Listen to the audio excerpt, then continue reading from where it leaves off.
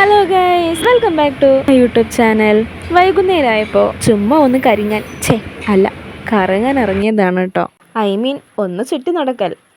പിന്നെ ഒരു കാര്യം കൂടി പറയാണ്ട്, നമ്മുടെ വീഡിയോ ആദ്യമായിട്ടാണ് നിങ്ങൾ കാണുന്നതെങ്കിൽ ഒന്ന് സബ്സ്ക്രൈബ് ചെയ്തേക്കണേ. തൊട്ടടുത്തുള്ള ആ ബെല്ലൈക്കണും കൂടി ഒന്ന് അമർത്താൻ മറക്കല്ലേ കേട്ടോ. ഇന്നത്തെ യാത്ര ഒട്ടും പ്ലാൻ ചെയ്യാതെ നടന്നതായിരുന്നു കേട്ടോ. അത് അല്ലേലും മിക്കവാറും അങ്ങനെ തന്നെയാണല്ലോ. പ്ലാൻ ചെയ്ത് പോകുമ്പോൾ ഒരു പക്ഷേ അത്ര രസം ഉണ്ടായിരിക്കത്തില്ല അല്ലേ. പക്ഷേ അൺഎക്സ്പെക്റ്റഡായി നമ്മൾ പോകുമ്പോഴോ അതിനൊരു പ്രത്യേക രസമായിരിക്കും അല്ലേ, അല്ലെങ്കിൽ പ്രത്യേക ഒരു സന്തോഷ നിമിഷമായിരിക്കും അല്ലേ അതൊക്കെ. അപ്പോൾ ഇന്ന് ഞങ്ങൾ എന്തായാലും നമ്മുടെ മായന്നൂർ പാലത്തിൻ്റെ അവിടെ പോകാമെന്ന് വിചാരിച്ചു കേട്ടോ. മായന്നൂരും ഒറ്റപ്പാലവും തമ്മിൽ എന്ന് വെച്ചാൽ തൃശ്ശൂർ ജില്ലയും പാലക്കാടും ജില്ലയും തമ്മിൽ ഒന്നിപ്പിക്കുന്ന പാലമാണ് കേട്ടോ നമ്മുടെ മായന്നൂർ ഒറ്റപ്പാലം പാലം. ആദ്യമെല്ലാം ഞങ്ങൾ ഒറ്റപ്പാലത്തേക്ക് പോകുമ്പോൾ നമുക്കിവിടെ ആദ്യം തോണി സൗകര്യമായിരുന്നു കേട്ടോ. പിന്നീടാണ് നമ്മുടെ ഈ പാലവും എല്ലാം വന്നത്.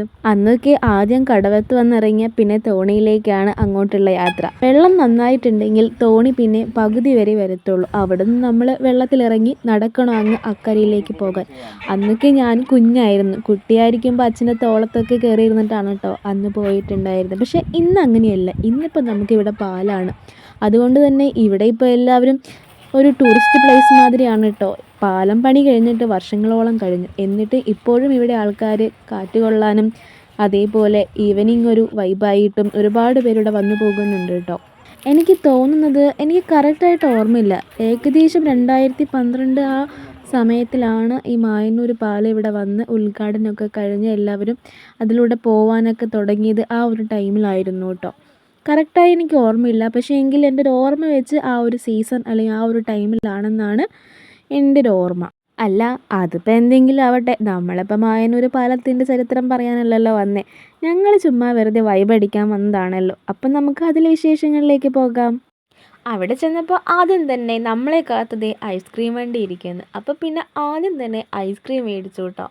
നമ്മളെപ്പോലെ ചുമ്മാ കറങ്ങാനും വന്നിരിക്കുന്ന പല ആൾക്കാരും വന്നിട്ട് ഫാമിലി ആയിട്ടും ഫ്രണ്ട്സായിട്ടും അങ്ങനെ ഒരുപാട് പേര് വന്നിട്ടുണ്ടായിരുന്നു. ഇത് മെയ് മാസമാണ് കേട്ടോ. അടുത്ത ജൂൺ ആകുമ്പോഴേക്കും മഴക്കാലം പിടിച്ചു കഴിഞ്ഞാൽ പിന്നെ ഇതിക്കൂടെയൊന്നും നമുക്കൊരു തുള്ളി മണൽ പോലും കാണാൻ സാധിക്കാത്ത രീതിയിൽ മഴ നന്നായിട്ട് വെള്ളം നന്നായി ഒഴുകി പോകുന്ന സ്ഥലമാണ് കേട്ടോ ഇത്.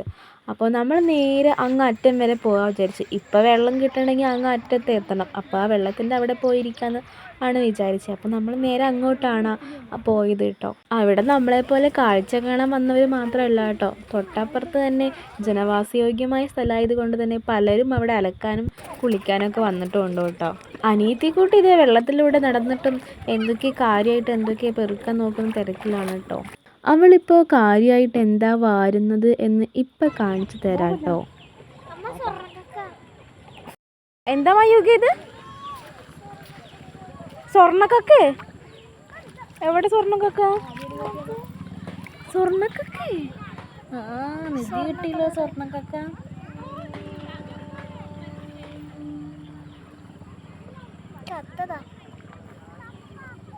ചത്ത സ്വർണ്ണക്കൊക്കെ. അപ്പോൾ അതൊക്കെയാണ് വിശേഷം. ചത്ത സ്വർണ്ണക്കൊക്കെയാണെന്ന് പറഞ്ഞിട്ടാണ് കേട്ടോ അവൾ നടക്കുന്നത്. അപ്പം അതിനെ കണ്ടപ്പോൾ അവൾക്ക് കുറച്ച് പേപ്പർ ക്രാഫ്റ്റിൽ എന്തൊക്കെയോ ഒട്ടിക്കാനെന്ന് പറഞ്ഞ് കുറേ കക്കകളെ ഇവിടെ കൂട്ടി വാരി എടുത്തിട്ടുണ്ട്. അപ്പോൾ ആ കക്കകളെയും കൂട്ടി വാരി എടുത്തിട്ടാണ് ഇനി അവൾ വന്നിരിക്കുന്നത്. ചിത്രം വരയ്ക്കുമ്പോൾ ബട്ടർഫ്ലൈ വരയ്ക്കണം.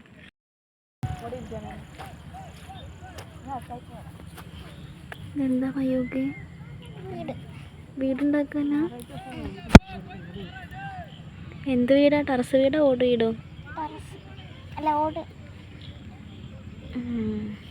വീടുണ്ടാക്കാൻ അറിയോ? ഇനി ഒപ്പിക്കേ.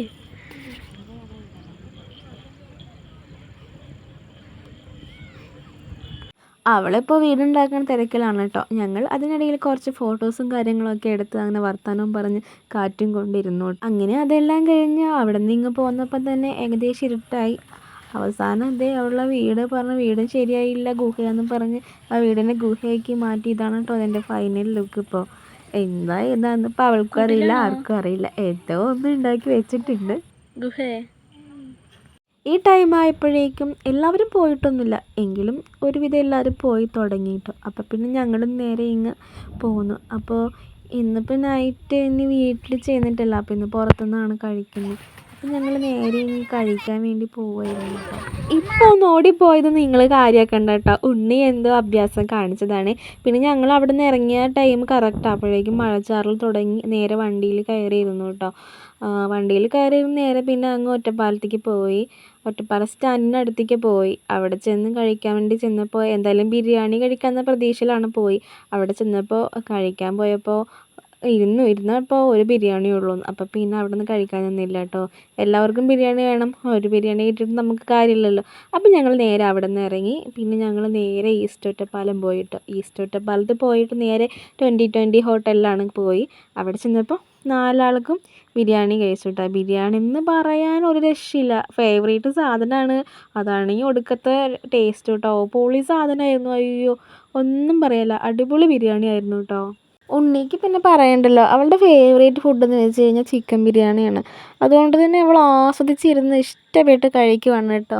കംപ്ലീറ്റ് ആയിട്ട് അങ്ങോട്ട് വടിച്ച് വെച്ച് എല്ലാം റെഡിയാക്കി അങ്ങോട്ട് കൊടുത്തിട്ടുണ്ട് അവർക്ക്.